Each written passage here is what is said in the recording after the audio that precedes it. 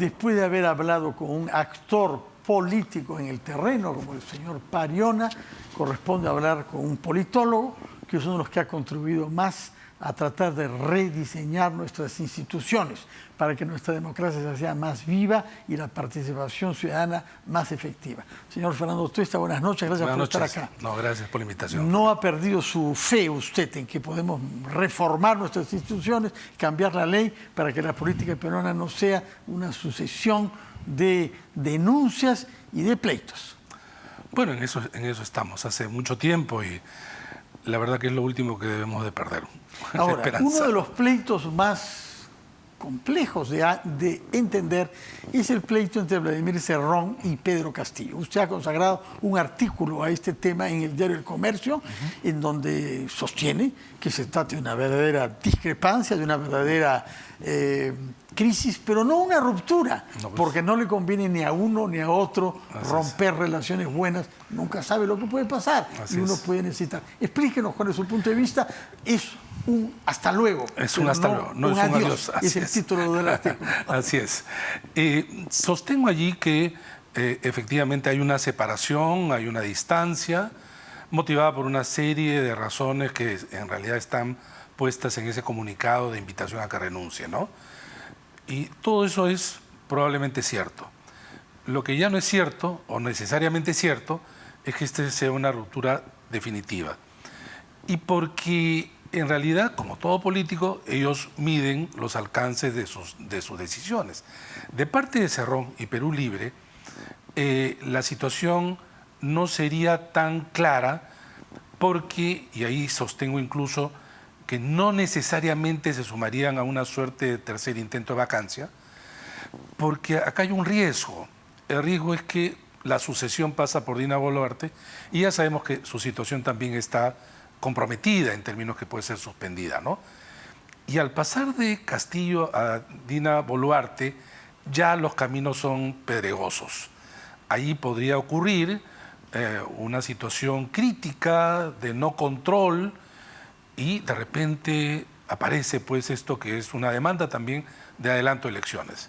Y un adelanto de elecciones creo yo que es el peor de los escenarios de Vladimir Cerrón. ¿No tendría candidato? Bueno, podría tener, pero me refiero a un candidato fuerte, ¿no? Un candidato que le permita tener, para empezar, una bancada parlamentaria. ¿Piensa que ninguna de las figuras que ha aparecido en torno a él...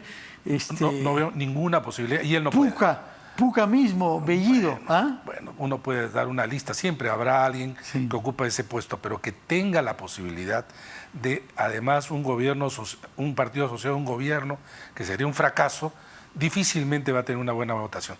No tendría una buena votación, no tendría bancada parlamentaria, perdería la inscripción. Y 2 millones de soles anuales. Y alrededor de 2 millones anuales, sí, porque es el partido que por el financiamiento público directo recibe a lo largo de este quinquenio cerca de 10.200.000, aproximadamente. Un poco más de 2 millones de soles cada año. Cada año, ¿no? Y eso no es poca cosa. Eso no es poca cosa en general para los partidos y en particular para Perú Libre, ¿no?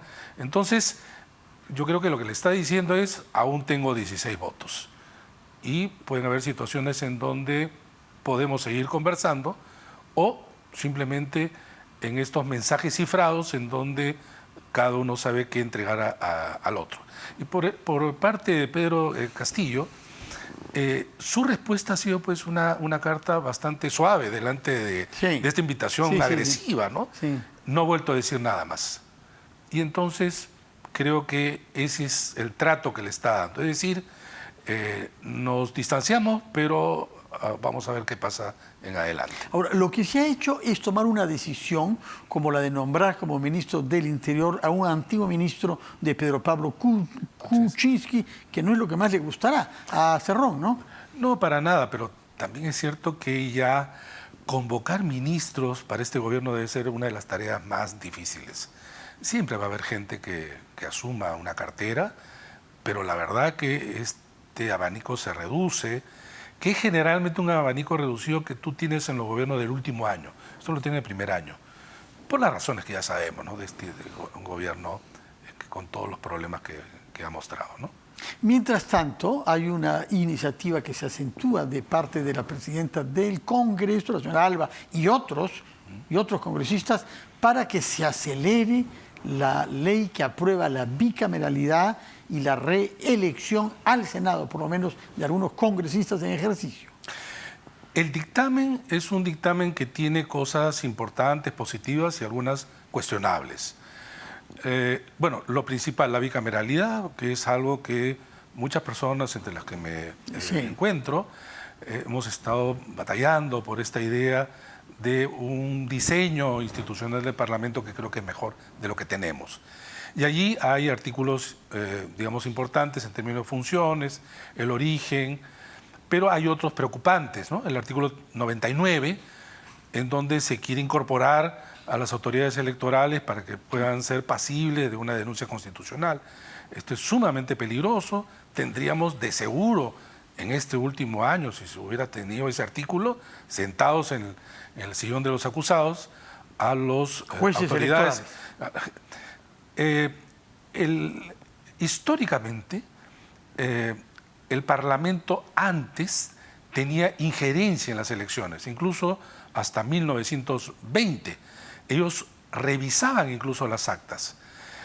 Se crean los organismos electorales de manera independiente, posteriormente constitucionalmente autónomos, porque justamente la idea es estar al margen. En las manos de los políticos. Exactamente.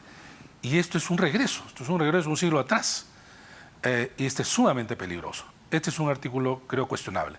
Otro artículo cuestionable es los artículos que tienen que ver ya con las relaciones con el Ejecutivo.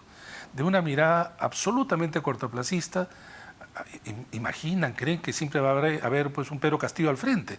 Y entonces le cortan las manos, los pies, hay un desequilibrio en la relación entre los poderes que creo que es peligroso. Esto le da mucho poder al Congreso en contra del Ejecutivo. Parece que los partidos que están en el Congreso no piensan que van a ser gobierno. Que van a ganar ¿no? nunca, sí. Parece por ese lado, ¿no? Entonces es otro tema. Pero además de eso creo que es la forma como se está llevando adelante la discusión. Y ahí creo que no se ha creado un espacio que vaya más allá de los recintos del Congreso. Hay mucha gente que está a favor de la bicameralidad, en la academia esto es casi unánime, ¿no? Sociedad civil, se requiere discutir más y ganar a la opinión pública.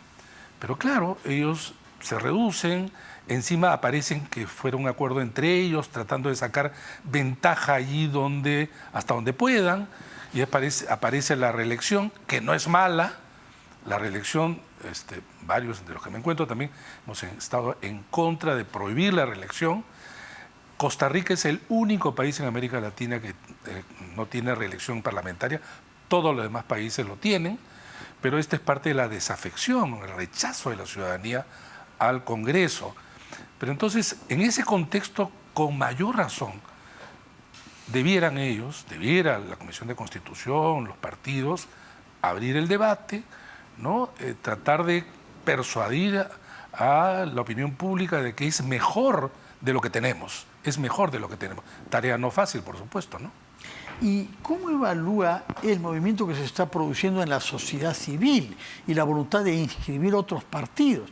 Estamos pensando en el caso de Propuesta Ciudadana, impulsada por la ingeniera Natalia Rodríguez, que vamos a entrevistar ahora mismo, más tarde, y que busca 250.000 firmas, pero hemos sabido que ayer el ingeniero Roque Benavides ha lanzado también la búsqueda de firmas para inscribir un partido bajo el título de Alianza Democrática y otras iniciativas de las que se habla, ¿no? Estas dos las menciono porque han sido oficialmente presentadas en estos días.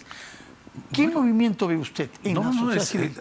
Bueno, ya han aparecido iniciativas de esta naturaleza, quizás esta es la más formalizada y está muy bien, bajo la idea que, claro, esta crisis que tenemos hay que darle fin, hay que darle cauce, y me parece, repito, interesante, pero la pregunta que muchos se hacen, y es cierto hacérsela además, es qué pasaría si hay elecciones. Vamos a tener el mismo menú anterior. Se requiere dos cosas, ¿no? Abrir el menú y, en segundo lugar, el tema del compromiso de reforma política. Porque con las mismas reglas, ¿por qué va a salir algo distinto? Ahora, la misma regla, los mismos partidos... Dice mucho eso, anticipar las elecciones, pero mejorar la oferta política. Es que son dos cosas que creo que van de la mano. Nuevamente, con los mismos partidos y la misma regla, ¿por qué va a salir algo distinto? Va a salir algo parecido a lo que tenemos, ¿no? Y esto va a devenir en una desafección cada vez más profunda, ¿no? La erosión es cada vez mayor, sumamente preocupante. Estamos viviendo un momento ya largo, el último quinquenio, del deterioro de la política con una intensidad que no habíamos visto antes, ¿no? Entonces hay que parar esto porque afecta todos los ámbitos de la vida nacional y los perjudicados obviamente son todos los peruanos. Fernando Tuesta, muchas gracias por su presencia en Las Cosas Como Son, por sus explicaciones y por el entusiasmo que pese a todo mantiene usted en la reforma de los instituciones y en la mejora de la vida política en el Perú. Muy buenas noches, gracias por estar acá. Vamos a hacer una pausa, después de la cual hablaremos con un constitucionalista, el doctor Aníbal Quiroga.